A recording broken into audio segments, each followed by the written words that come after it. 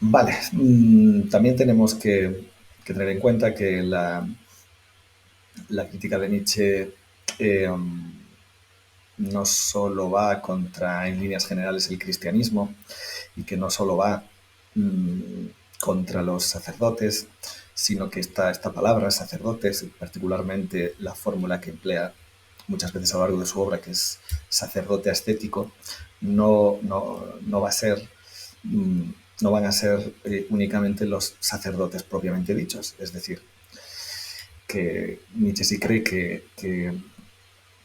digamos que en el conglomerado del judeocristianismo es precisamente donde se encuentran, sobre todo al principio con los judíos, a la figura del sacerdote como tal, y que esa figura del sacerdote, del cura, pues va a seguir en el cristianismo. Pero Nietzsche no restringe esa fórmula del sacerdote únicamente a estas personas, sino que también llega a llamar sacerdotes a muchos filósofos. Nietzsche es especialmente contrario a Platón, por ejemplo, al que denomina con esta fórmula, y dentro de, como os decía, dentro de esta crítica a la cultura occidental, que es la que propone Nietzsche, esa crítica ya se inicia con Platón. Es decir, Nietzsche ve en Platón a el primer responsable de generar la idea de que existe un trasmundo, el mundo de las ideas, es decir, que existe otro mundo que es el que explica este mundo, el mundo sensible, el único, según Nietzsche, que existe, habiéndose generado el otro solo con el fin de eh, bueno, no solo con el fin, iba a decir, con el fin de dominar a otras personas, no solo con el fin de dominar a otras personas, que también, mmm, vamos a dar un poco la vuelta. No es solo que Nietzsche crea que la idea de Dios o del cielo o del mundo de las ideas en Platón sirve para dominar a otras personas. Lo cree y esto es algo bastante fácil, digamos, de rastrear en la obra de Platón. Como Platón habla de manera muy extensa de que ha de haber unas personas que han de dominar a otras, esto lo dice claramente en La República, lo dice también en otro libro, El Político, dado que Platón dice esto claramente y dado que dice también clara y abiertamente que aquel que tiene que dominar a otros seres humanos es aquel que conoce el mundo de las ideas, es decir, que el sabio, el filósofo rey, es precisamente el que ha de ser el que mande sobre los demás, es el que ha de ser el político, es decir, o que los políticos tienen, volviendo a la república platónica, tienen que ser los que dominen esa república. Los que les domina, recordad, vamos, los que poseen en mayor proporción el alma racional, son los que tienen que mandar en la república, y que por eso o bien los filósofos tienen que ser los políticos o bien los políticos tienen que saber de filosofía, esto va a decir Platón, y hay una relación directa con el mundo de las ideas, o sea que efectivamente eh, ahí Nietzsche es explícito a la hora de decir que hay un objetivo, vamos a decirlo así, de dominación con respecto a, a la población en las ideas tanto del cielo cristiano como del mundo de las ideas platónico. Pero no, Nietzsche no retrata este proceso como una cuestión que sea una falsedad o una mentira por parte de quienes creen esas ideas. Es decir, Platón creía en esas ideas. Nietzsche cree que Platón creía en esas ideas y que muchos otros creían en esas ideas. O sea que la cuestión no es inventarse un cielo o inventarse un mundo de las ideas, que Platón sabría que es mentira con el objetivo de controlar a la gente. Eh, Eso sería, digamos, estaría muy bien y sería una manera muy sencilla de explicar todo esto y de atribuir cierta maldad, cierto engaño a aquellos que ejecutan estas ideas. Pero Nietzsche no lo cree, claro. Cree que la cuestión es un poco más complicada y más, más resistente. No solo es que alguien sepa que esas cosas son mentiras, sino que simplemente cree en ellas también. De ahí la,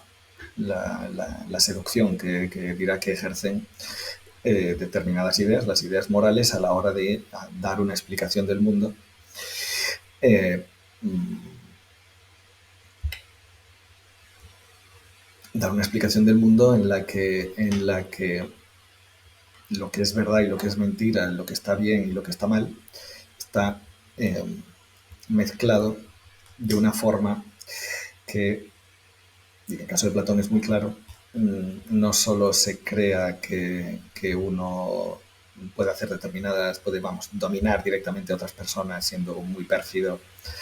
y manipulando al personal, sino que pueda creer en la verdad de sus propias ideas y que esta verdad, es decir, la identificación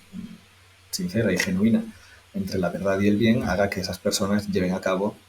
su dominio creyendo que es lo mejor, que es que creyendo sinceramente que el mundo es así y que están llevando a cabo lo mejor que pueden hacer, aunque esto implique, dicho así, entre comillas, dominar a otras personas, porque ese dominio no se ve como un dominio, sino como algo que se hace por el propio bien, o sea, por el bien del colectivo, o por el bien de otras personas, o por el bien individual. En fin,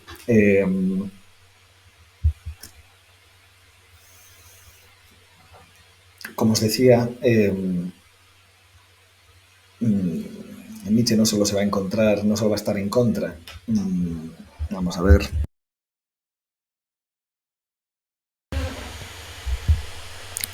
Bueno, creía que había apagado esto para toser y no sé si he tosido directamente y peor al micro. Bueno, perdón. Eh,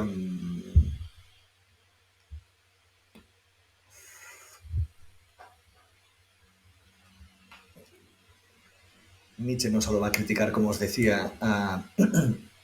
los sacerdotes y a los curas, sino que va a criticar determinados filósofos. Su crítica de la cultura occidental tiene que ver con esta, tiene que ver con esta crítica a Platón. Nietzsche hablará de una inversión del platonismo, es decir, que hay que darle una vuelta al platonismo, es decir, que el platonismo ya ha sido en primer lugar un error, parte de ese error que según Nietzsche se ha expandido durante 2000 años y que ha abarcado la mayor parte de la cultura europea occidental. Ese es el error del dominio de las ideas morales, ese es el error de la creencia en un mundo eh, de las ideas, un mundo del más allá que, que explica el mundo del más acá, el mundo sensible. Ese es el error de creer que es Dios el que ha creado el mundo y que Dios es más verdadero que el mundo en el que vivimos porque Él lo ha creado. Ese es el, ese es, ese es el error de creer en el cielo y en el infierno y de creer que los actos de las personas tienen significado en función de otro mundo que no existe y que está ahí para dar premios o castigos. Esto es parte de la trampa moral que para Nietzsche tiene ya Platón y que ya tiene incluso antes de Platón Sócrates y que va a cristalizar en el cristianismo. Eh, es decir, la idea de que, como decía hace un momento, hay una correspondencia entre la verdad y el bien, que es una correspondencia que ya establece Sócrates con su intelectualismo moral o ético. Recordad, lo tenéis ahí en uno de los primeros vídeos, si no me equivoco, que tiene que ver con Sócrates, sino que también, como os decía hace un momento, eso se expande al mundo cristiano y se expande a la manera en la que las personas se han sentido buenas o malas, dignas del infierno o del cielo en función de lo que han hecho en vida, lo cual para Nietzsche es ya un sistema, vamos a decirlo así, como os decía antes, de dominación moral. Nietzsche va a ser un autor que se muestre muy crítico con la moral, no solo con el cristianismo.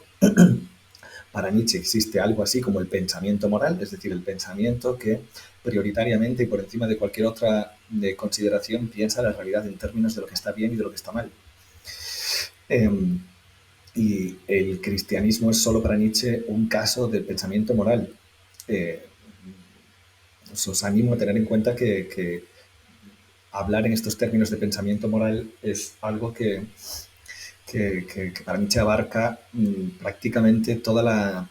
civilización humana, prácticamente abarca todo el tránsito desde lo homínido, digamos, al ser humano contemporáneo, y que él cree que el pensamiento moral ha sido la manera en la que prácticamente desde hace unos 20.000 o 30.000 años se ha articulado el pensamiento de las distintas culturas, siendo la más importante de ellas la cultura occidental o europeo occidental que ha tenido su base en el cristianismo, que es, digamos, como la forma de pensamiento moral que ha sido más hegemónica a lo largo de esos años. Digamos que una vez ya hemos pasado del paleolítico al neolítico y nos hemos introducido en un mundo ya con ciudades-estado, cuando hemos pasado ya de la cultura griega a la romana, etcétera,